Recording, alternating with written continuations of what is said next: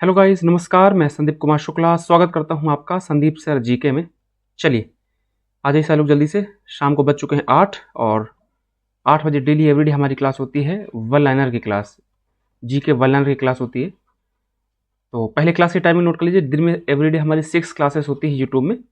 सुबह 9 बजे होती है जीके ट्रिक की क्लास एक, और दोपहर को 3 बजे और शाम को 8 बजे होती है वन लाइनर की क्लास। शाम को 5 बजे और शाम को 6 बजे होती है क्वेश्चन आंसर की क्लास, और रात को 9 बजे होता है जीके टॉपिक वाली क्लास। चलिए तो क्लास स्टार्ट करते हैं। आज का पहला वन लाइनर हमारे स्क्रीन में। अच्छा, आपको पता है कि शाम को 8 बजे इस टाइम पे पॉलिटी का वन लाइनर होता है और दोपहर को 3 बजे हिस्ट्री का। पहला वन लाइनर, संविधान के किस संशोधन द्वारा मौलिक अधिकारों की संख्या घटा दी गई थी? आपको पता है कि आर्टिकल 19(1)(f) और आर्टिकल 31 को 44वां संविधान संशोधन 44th अमेंडमेंट से हटा दिया गया था 1978 में। मोरारजी देसाई इस टाइम पे देश के प्रधानमंत्री थे। बड़ा फेमस क्वेश्चन है, एग्जाम में कई बार क्वेश्चन आ चुका है। नेक्स्ट क्वेश्चन है, राजस्थान का हाई कोर्ट कहाँ स्थित है? तो जो राजस्थान का हाई कोर्ट है वो जोधपुर में है।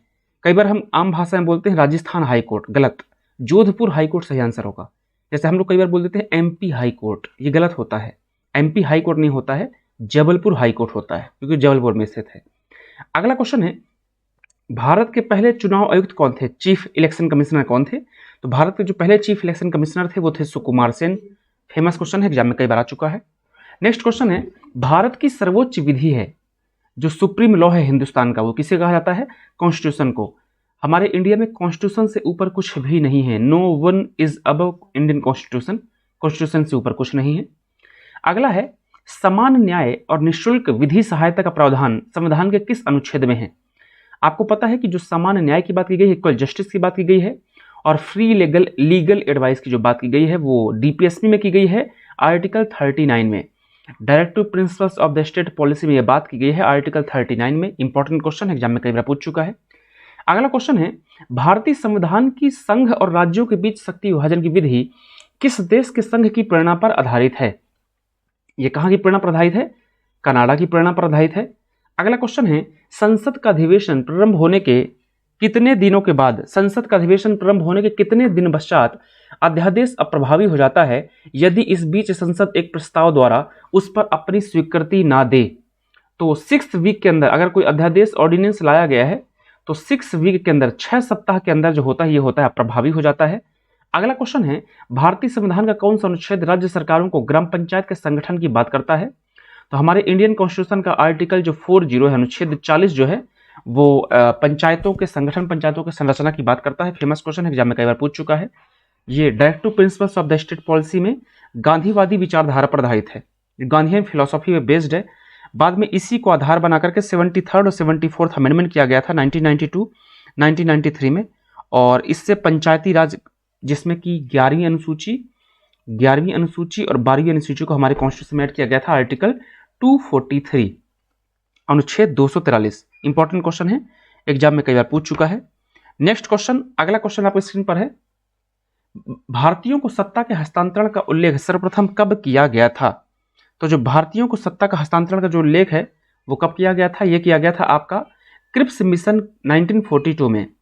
क्रिप्स प्रस्ताव 1942 में आया था और इसमें यह प्रस्ताव दिया गया था। अगला क्वेश्चन है, भारतीय संसद के लिए चुने जाने वाले पहले भारतीय कौन थे? ब्रिटिश संसद के लिए चुने जाने वाले पहले ब्रिटिश इंडियन कौन थे? आंसर इज वेरी सिंपल, दादा भाई नौरोजी पहले व्यक्ति थे। इन्हें आपका वृद्ध पुरुष कहा जाता है, वृद्ध इंसान कहा जाता है, वृद्ध मानव कहा जाता है आज़ादी के समय का।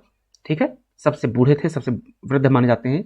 अगला क्वेश्चन है, भारत की स्वतंत्रता के समय भारतीय राष्ट्रीय कांग्रेस के अध्यक्ष कौन थे? जब भारत आजाद हुआ है उस टाइम पे भारतीय राष्ट्रीय कांग्रेस के अध्यक्ष कौन थे? जेबी कृपलानी। फेमस क्वेश्चन, कई बार एग्जाम में पूछ चुका है। अगला क्वेश्चन, नेक्स्ट क्वेश्चन है, यह कथन किसका है कि भारत का संविधान संघीय कम और एकात्मक ज्यादा है? जो हिंदुस्तान का कॉन्स्टिट्यूशन है वो यूनिटरी, फेडरल ना होकर यूनिटरी है। ये किसने कहा है? ये स्टेटमेंट केसी वियर का है। ये क्वेश्चन एमपीपीएससी में 2-3 बार पूछ चुका है, फेवरेट क्वेश्चन एमपीपीएससी का। तो ये पॉलिटी का फेमस क्वेश्चन माना जाता है। अगला क्वेश्चन है, राष्ट्रीय विकास परिषद का गठन कब किया गया था? नेशनल डेवलपमेंट काउंसिल, जिसे शॉर्ट फॉर्म में एनडीसी कहा जाता है। एनडीसी, नेशनल डेवलपमेंट काउंसिल, इसका कब गठन किया गया था? 1952 में, 1952 में किया गया था। जबकि प्लानिंग कमीशन का जो गठन है वो मार्च 1950 में किया गया था। ठीक है, चलिए नेक्स्ट क्वेश्चन है, सदस्य संख्या के आधार पर भारत की सबसे बड़ी ट्रेड यूनियन कौन सी है? तो मेंबर्स के आधार पर देखा जाए तो सबसे बड़ी ट्रेड यूनियन कौन सी है? इंटक है। और ये इंटक जो है मजदूरों का संगठन माना जाता है। हर एक कंपनी, जहां भी कोई प्राइवेट कंपनी होती है वहां पर इंटक जरूर काम करता है। नेक्स्ट क्वेश्चन है, किस अधिनियम के द्वारा भारत में वर्ग, जाति, धर्म आदि के आधार पर पृथक निर्वाचन क्षेत्र बनाने का प्रावधान किया गया? तो कौन से कानून के आधार पर वर्ग, जाति, धर्म के आधार पर पृथक निर्वाचन क्षेत्र बनाने का पावर दिया गया था? मॉर्ले मिंटो रिफॉर्म में 1909 1909 के जो मॉर्ले मिंटो रिफॉर्म है उसके आधार पर भारत सरकार अधिनियम बनाने का आपका पावर दिया गया था। नेक्स्ट क्वेश्चन है, अंतरराज्यीय परिषद के संबंध में उपबंध संविधान के किस अनुच्छेद में किया गया है? इंटर स्टेट काउंसिल की जो बात है किस आर्टिकल में की गई है? आर्टिकल 263 में की गई है। और इंटर स्टेट रिवर्स की जो बात है वो किस आर्टिकल में है? 262 में है। फेमस क्वेश्चन है, दोनों एग्जाम में कई बार पूछ चुके हैं। नेक्स्ट क्वेश्चन है, सरकारी उपक्रम समिति जो होती है उसमें टोटल 22 मेंबर्स होते हैं। इसमें लोकसभा, राज्यसभा के कितने मेंबर्स होते हैं? जब भी किसी कमेटी में 22 मेंबर्स होते हैं तो उसमें 15 लोकसभा के और 7 राज्यसभा के होते हैं। ये कॉमनली जनरली देखा जाता है। तो 15 हो गए लोकसभा के और 7 हो गए राज्यसभा के। नेक्स्ट क्वेश्चन है, राजस्थान हाईकोर्ट और इलाहाबाद हाईकोर्ट की स्थापना किस वर्ष हुई थी? राजस्थान नहीं होगा, यहाँ पर जोधपुर हाईकोर्ट होगा और यहाँ पर इलाहाबाद हाईकोर्ट, बिल्कुल ठीक लिखा है। इनकी स्थापना किस वर्ष हुई थी? 1949 और 1866 में। ठीक है, इंपॉर्टेंट है। जोधपुर हाईकोर्ट 1949 में और जो इलाहाबाद हाईकोर्ट 1866 में बना था। अगला क्वेश्चन है, किस संविधान संशोधन के द्वारा राष्ट्रपति, प्रधानमंत्री और लोकसभा अध्यक्ष के निर्वाचन संबंधी विवाद न्यायालय के क्षेत्राधिकार से बाहर किया गया है? तो कौन सा अमेंडमेंट के द्वारा राष्ट्रपति, प्रधानमंत्री, लोकसभा अध्यक्ष के निर्वाचन संबंधी विवाद न्यायालय के क्षेत्राधिकार से बाहर किया गया है? 39th कॉन्स्टिट्यूशनल अमेंडमेंट 1975 में। प्रेसिडेंट के इलेक्शन में अगर कोई इश्यू आता है तो only and only you can go to Supreme Court, that's all. आप सिर्फ और सिर्फ सुप्रीम कोर्ट जा सकते हैं। नेक्स्ट क्वेश्चन है, भारतीय संविधान के किस अनुच्छेद में प्रेस की स्वतंत्रता से संबंधित बातें की गई है? प्रेस की स्वतंत्रता, तो फ्रीडम की बात की गई है प्रेस के, तो किस आर्टिकल में की गई है? ये बात की गई है आर्टिकल 19 में, अनुच्छेद 19 में की गई है। नेक्स्ट क्वेश्चन है, अगला क्वेश्चन है, राष्ट्रपति किस सूची के विषय पर अध्यादेश जारी नहीं कर सकता है? तो जो प्रेसिडेंट होते हैं वो स्टेट लिस्ट के सब्जेक्ट पर ऑर्डिनेंस पास नहीं कर सकते, आपका अध्यादेश जारी नहीं कर सकते हैं। State union list, concurrent list पे वो जारी कर सकते हैं। नेक्स्ट क्वेश्चन है, सर्वप्रथम किस राज्य में लोक अदालत आयोजित की गई थी? तो किस स्टेट में लोक अदालत आयोजित की गई थी? गुजरात में। फेमस क्वेश्चन है, एग्जाम में कई बार पूछ चुका है। नेक्स्ट क्वेश्चन है, 42वें संविधान संशोधन द्वारा संविधान के किस अनुच्छेद में मौलिक कर्तव्यों को जोड़ा गया?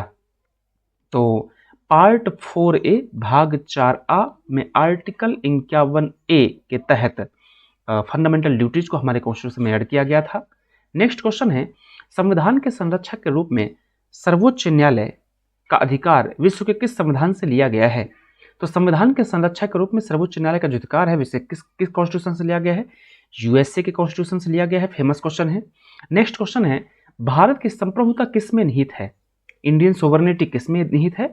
भारत की जनता में। फेमस क्वेश्चन है, एग्जाम में कई बार पूछ चुका है। नेक्स्ट क्वेश्चन है, भारत का पहला विधि अधिकारी कौन होता है? तो आपका जो फर्स्ट लॉ ऑफिसर होता है, कौन होता है? तो फर्स्ट लॉ ऑफिसर होता है अटॉर्नी जनरल ऑफ इंडिया। हमारे कॉन्स्टिट्यूशन में आर्टिकल 76 में इसकी बात की गई है। फेमस आर्टिकल है, कई बार क्वेश्चन पूछ चुका है। नेक्स्ट क्वेश्चन है, भारत को संपूर्ण प्रभुत्व संपन्न लोकतंत्रात्मक गणराज्य कब घोषित किया गया? ये घोषित किया गया था 26 जनवरी 1950 को, 26 जनवरी 1950 को। अब जो क्वेश्चंस आएंगे वो होमवर्क है, वीडियो खत्म होने के बाद में कमेंट सेक्शन में आपको कमेंट करना है। पहला क्वेश्चन है, मूल अधिकारों को सर्वप्रथम किस देश से में संवैधानिक मान्यता प्रदान की गई थी? फंडामेंटल राइट्स को।